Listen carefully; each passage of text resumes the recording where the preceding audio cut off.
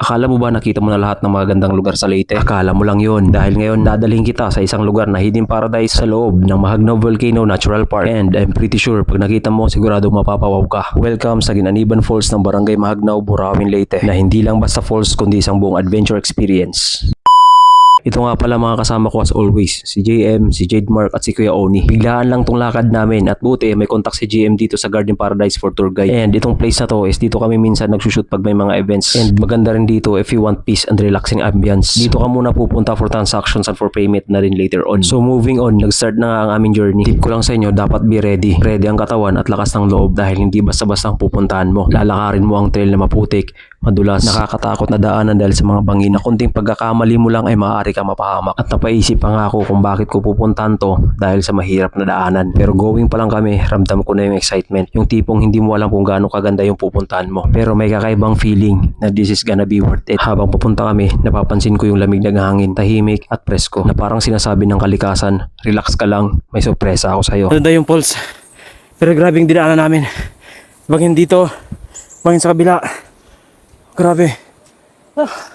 Pero andun na yung falls. Kita na namin dito. Guys, ayun na. Dito makikita mo na yung falls.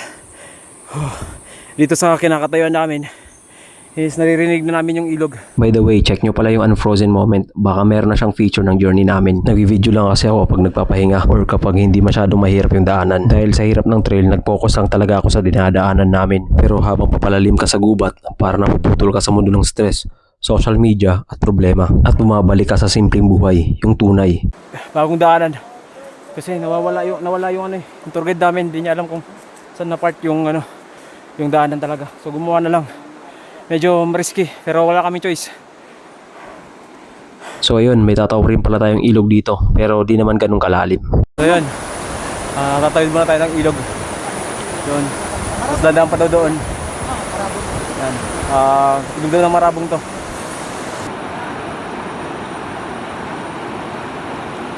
Guys, yung dadaanan namin. Kapit kapi. Ano nga yun? Sige, baray pa. Kapit na din. Makapot na kayo? Sige, kapit na. Kapit na ito. Kilaligid, magsusuglaligid. Sulsugla. Ano namin. Tira, babaw. Gino! Ano? Joke lang. Nanilib lang. Oh, okay na.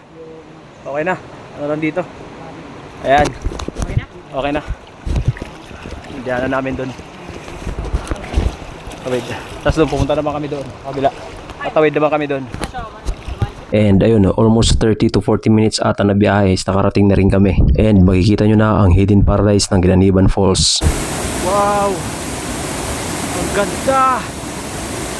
Malinis, malamig, natural, walang arte, walang filter. Yung tipong kahit anong camera gamitin mo, hindi kayang tapatan ang ganda sa personal. Dito mo mararamdaman na hindi mo kailangan ng mamahaling trip para maging masaya. Minsan, sapat na yung ganitong lugar, pero higit sa content ang tunay na value nito. At yun yung experience, yung peace, yung escape, yung connection mo sa nature. Hindi lahat ng mga ganda kailangan sikat. Minsan, yung mga hidden, sila pa yung mga pinaka-unforgettable. Kaya kung naghahanap ka ng totoong adventure, hindi yung puro hype lang, puntahan mo ang Ginaniban Falls sa Mahagnao, Burawin, Leyte. Ang Ginaniban Falls, hindi lang basta destination. Isa itong paalala na hindi mo kailangan lumayo para makahanap ng tunay na saya. At hindi lang magandang view ang dala mo pa uwi, kundi experience, peace at mga alaala na hindi mabibili ng kahit anong halaga. And that's it for today's video. Follow for more.